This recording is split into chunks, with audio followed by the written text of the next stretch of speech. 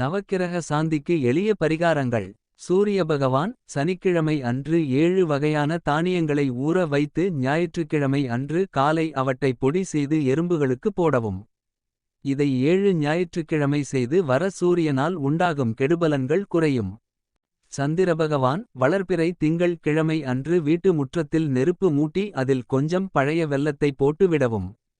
சந்திரனால் உண்டாகும் கெடுபலன்கள் குறையும். செவ்வாய் பகவான் தேய்பிறை செவ்வாய்க்கிழமை அன்று புதிதாக ஸ்வீட் வாங்கி பிச்சைக்காரர்களுக்கு தானம் செய்ய செவ்வாய் கிரகத்தின் கெடுபலன்கள் குறையும். புதபகவான் பூஜை அறையில் ஒரு செம்பில் கங்கா ஜலம் வைத்திருந்தால் புதன் கிரகத்தின் கெடுபலன்கள் குறையும். குருபகவான் வியாழக்கிழமை தோறும் குங்குமப்பூவை மெழுகு பதமாக அரைத்து குங்குமம் கலந்து நெற்றில் திலகம் இட்டு வர குருபகவானால் உண்டான கெடுபலன்கள் குறையும். சுக்கிரபகவான் சிறிய வெண்ணிற பட்டு துணியில் வாசனை உள்ள மலர் வைத்து முடிந்து அதை ஓடும் நீரில் விட்டு விட சுக்கிரனால் உண்டான கெடுபலன்கள் குறையும்.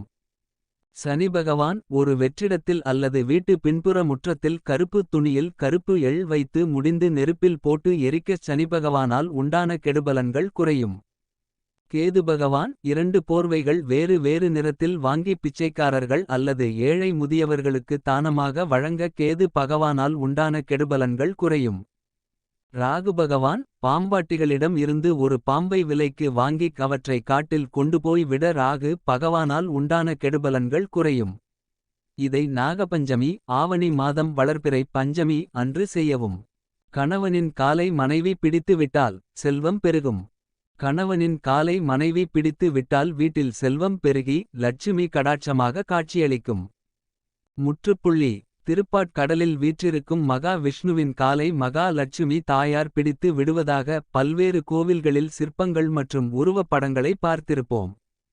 மகாவிஷ்ணுவும் லட்சுமி தேவியும் தம்பதி சமேதரராக இருப்பதால் இதை நாம் பெரிதாக யாரும் எடுத்துக் கொள்வதில்லை. ஆனால் இதில் மாபெரும் ஒரு உண்மையை நமது முன்னோர் மறைத்து வைத்திருக்கிறார்கள். அதாவது கணவனின் காலை மனைவி பிடித்து விட்டால் குடும்பத்தில் சொத்து பத்து சேரும் என்ற உண்மையை மறைத்து வைத்துள்ளனர். ஆண்களின் முட்டி பாகம் முதல் பாதத்திற்கு முன்பாக உள்ள கணுக்கால் வரை உள்ள பகுதி சனிகிரகத்தின் ஆளுமைக்கு கீழ் வருகின்றது. அதே சமயம் பெண்களின் கை பாகத்தை சுக்கிரனின் ஆளுகைக்கு உட்பட்டதாக முன்னோர் ஜோதிட ரீதியாக வகுத்து வைத்துள்ளனர்.